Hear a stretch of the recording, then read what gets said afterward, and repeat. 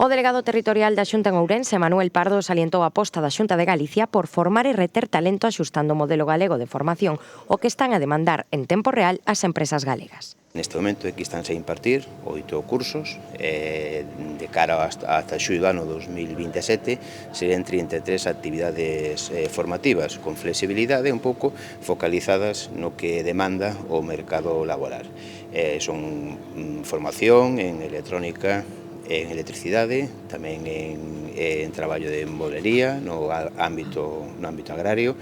en soldadura, en un conxunto de necesidades que as nosas empresas demandan e cos alumnos que aquí poden sair cun certificado, unha cualificación profesional. Quero felicitar, como non, o equipo directivo e ao persoal docente que está facendo unha labor fundamental para que os nosos empregados teñan unha formación focalizada naquela demanda que teñen as empresas. No seu percorrido polas instalacións, no que estivo acompañado do equipo directivo do centro, destacou as novidades máis importantes da Consellería de Emprego, Comercio e Migración para o ano 2026, como é o caso do proxecto piloto de microcredenciais en competencias dixitais especializadas, dotado con 5 millóns de euros, o aveiro do decreto pioneiro que Galicia prevé aprobar en decembro.